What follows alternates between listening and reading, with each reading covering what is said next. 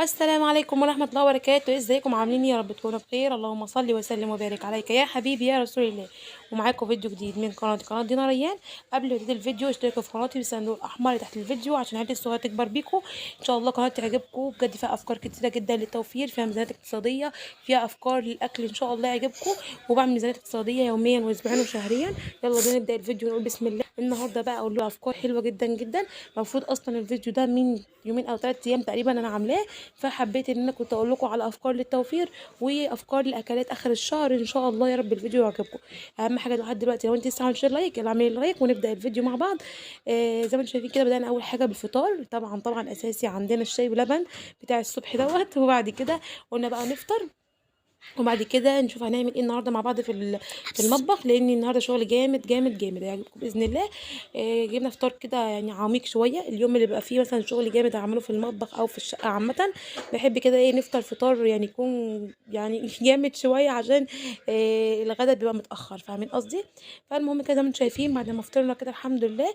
البوتاجاز عندي كان متبهدل بصراحه، كذا حاجه كنت عايزه اعملها في المطبخ، فقلت كده هبدا بالبوتاجاز لان البوتاجاز عندي مش نضيف وعايزه اعمل الغدا. قلت كده اخلص من الغدا، وقبل ما اعمل الغدا لازم اعمل البوتاجاز عشان يبقى نضيف بالنسبه لي. هو ما فيهوش اي حاجه، بس انا عامل على سطح البوتاجاز هو نضيف الحمد لله. انا عندي بعمله اول باول مش مخليه فيه يعني. فقلت اخلص كده من البوتاجاز اول حاجه. وعايزين كده نفضفض مع بعض شويه النهارده بقى ايه، حبينا كده إيه يعني اعمل البوتاجاز، وبعد كده هعمل بقى الرخامه المعها واصبنها كويس جدا. وعندي شويه مواعين بتاعه الفطار قلت برضه اخلص منها عشان لما نيجي الغدا يبقى ايه مواعين الغدا بس بالنسبه لي، عشان الواحد ما يكسلش من المواعين. لو سبت المواعين من اول اليوم عشان تعمليها في اخر اليوم بجد هتكسل. لان انا جربت يعني جربت ان انا اسيب المواعين لحد اخر اليوم، وجربت ان انا اغسل اول باول. بصراحه الاسهل للواحده ان هي تعملها اول باول، لان بجد الجو بقى ساقع بالليل فانت هتكسري انك تغسلي المواعين. لا خليها بكره، بكره تيجي الصبح. انا عندي مواعين بتاعت طول اليوم وعلى الصبح بتاعت الفطار، فانت اصلا هتشوفي شكل الحوض نفسك هتتصدف، هتقولي يا ريتني كنت عملت المواعين اول باول. فبصراحه المواعين دي حاجه من الحاجات اللي بتتكاثر ذاتيا فالمهم لازم تخلصيها اول باول. فانت لو كسلت عنها فانت كده يعني يعني بتتعبي نفسك اكتر واكتر. فطول ما انت واقفه كده بتعملي حاجه تخلصيها على طول. انا بوريكم ان انا جايبه برطمان عسل، عشان في الشتاء لازم اساسي عندي العسل الابيض دوت، لاني طبعا لازم اخلي اولادي ياخدوا معلقه الصبح. هو طبعا بالضرب يعني وبالزق كده بس لازم عشان المناعه وكده. ولو عندك عسل اسود مفيش اي مشكله، النوعين حلوين جدا جدا عشان برضو احنا في الشتاء والكحه بقى والبرد والكلام ده، ربنا يعافينا يا رب. فانا بقى اعمل برضو الرخامه وامسح تحت الحاجات اللي على الرخامه كده، اخلي الدنيا كلها نظيفه بالنسبه لي. وبعد كده المواعين بخليها اخر حاجه، وكنيس الارض برضو بخليها بعد المواعين. ده ترتيبي في تنظيم المطبخ، ان انا اول حاجه البوتاجاز، بعديها الرخامه، بعديها المواعين، بعد كده بكنس الارض. كده بالنسبه لي بيبقى المطبخ يعني برتبه كده عشان عارفه انا هعمل ايه. فالله المستعان. نرغي بقى شويه مع بعض زي ما متفقين على طول في ترويق المطبخ او في غسيل المواعين.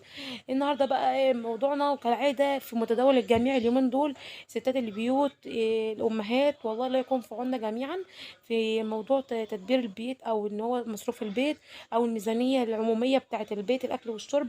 الموضوع صعب جدا جدا مع غلاء الاسعار، ربنا يعيننا ويقوينا جميعا.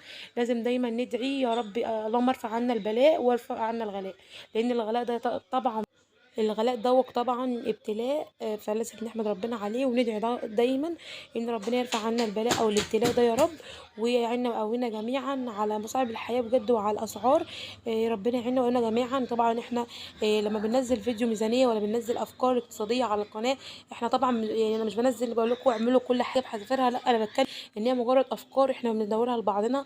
بشوف ناس كتير بتفضل تقول ميزانيه، لا ما فيش حاجه، ما فيش ميزانيه بتمشي بيت. الحاجه غاليه، الحاجه غاليه. انا ما بقولش ميزانيه بتمشي بيت، انا بقول افكار الواحد بيقولها ان هو ممكن تمشي معاكي، ممكن تحرفيها انت فتمشي معاكي بحاجه باسلوب تاني.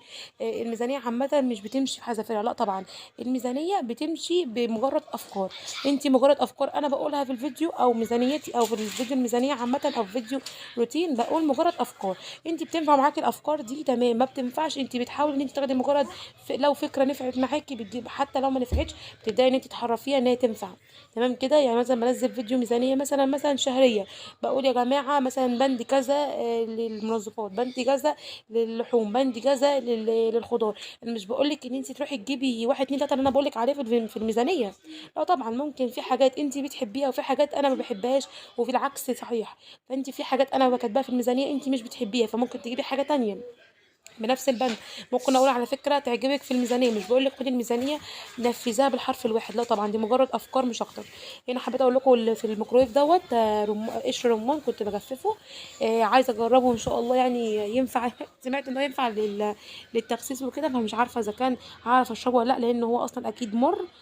فالله المستعان هجربه واقول لكم برده الدنيا ايه. هنا طبعا اول حاجه كده من الافكار بتاعتنا النهارده في التوفير واكلات اخر الشهر. النهارده هنعمل مع بعض شوربه عدس من الاخر.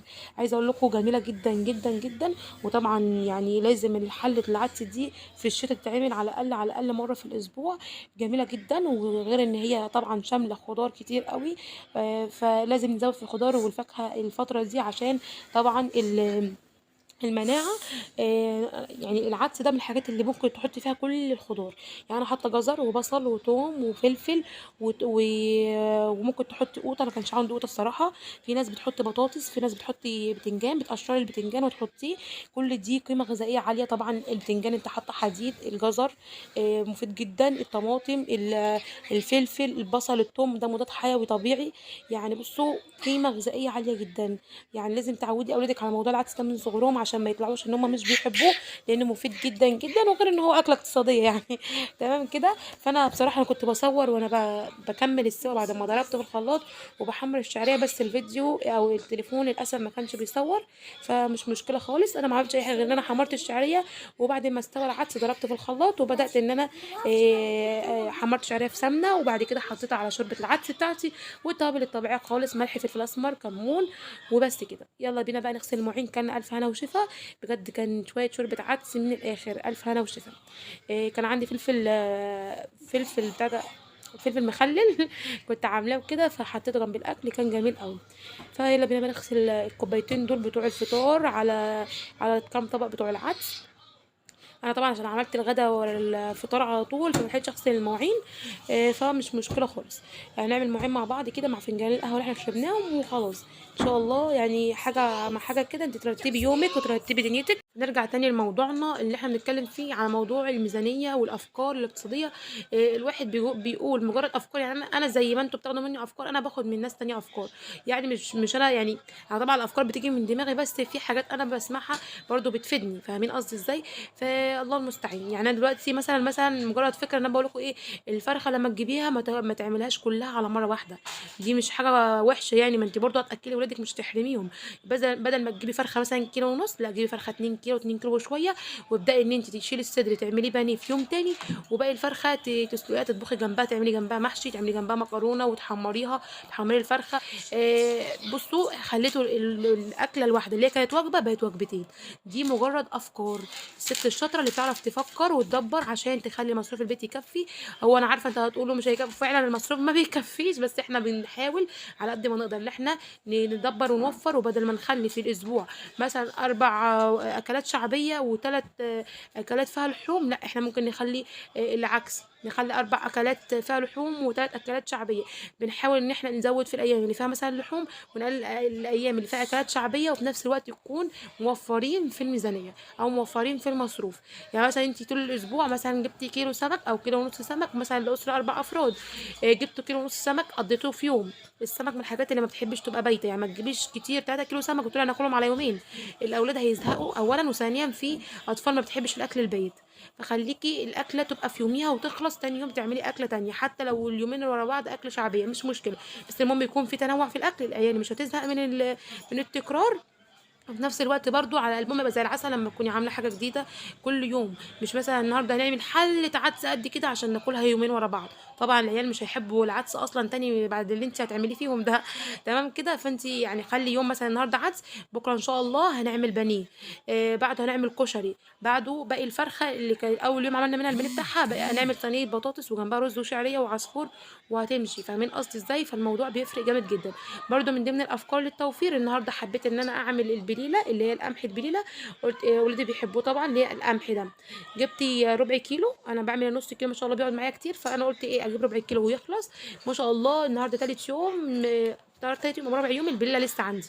يعني هما مثلا بالليل ماما احنا عايزين ناكل حاجه مسكره، اسخنها لهم واعملها لهم في كوبايات كده، يعني كل واحد ياخد كوبايه تدفيه كده، ومنها برضو كوجبه عشاء. ما عندكيش ست بليله او مش حابه تعملي بليله او مش بيحبوا البليله، اعملي اللهم صل على سيدنا محمد شعريه باللبن. في حاجات كتيره كده موفره، وفي نفس الوقت ايه تنفع كوجبه عشاء وبرده تبقى تحليه، فاهمين قصدي؟ البليله انا عملت ربع كيلو، بصوا بدات تغلي معايا نص سوا، بدات حطيت عليها نص فنجان رز. وبعد انا بحب اعملها بالرز مش بالنشا، حابه تحطي نشا براحتك خالص، انا بحب اعملها بالرز، وماما معودانا عليها كده بتبقى طعمها احلى كتير. حطيت نص فنجان رز على ربع البليله، ربع كيلو البليله، وبدات كده تستوي معايا. خدت تيجي بتاع نص ساعه على نار هاديه خالص. وبعد كده استوت معايا، والميه مش عايزاه تبقى كتير، حابه تبقى قليله كده. وهنا كنت طبعا جبت اللبن عشان هنبدا نعمل دلوقتي كل واحد كده كوبايه بليله باللبن. طبعا عجبتهم جدا جدا، هم اصلا بيحبوها، بقالي كتير قوي ما عملتهاش، او انا بفضل اعملها في فصل الشتاء. دي برده من ضمن الحاجات الموفره جدا جدا. عايزه اقول لكم قبل كده جبت بليله من الراجل اللي بيعدي في الشارع ده بتاع الفول والبليله، جبت ب5 جنيه بليله. عايزه اقول لكم ما كفاش كوبايتين من اللي انا لسه عاملاها دي. بصوا الكوبايه دي كوبايه قد كمان كان ب5 جنيه بليله، فانا جبت ربع كيلو البليله ب5 جنيه، واللهم بارك. شوفوا الحله عامله ازاي. وعايزه اقول لكم بقى انا 3 ايام بنتعشى بيها، كل يوم نعمل كل واحد كوبايه باللبن، والحمد لله الف شكر وحمد لك يا رب. فبصوا زي ما انتم شايفين كده، يا رب الفيديو يكون عجبكم. لو عجبكم الاشتراك والاشتراك في القناه، بحبكم في الله، والسلام عليكم ورحمه الله وبركاته.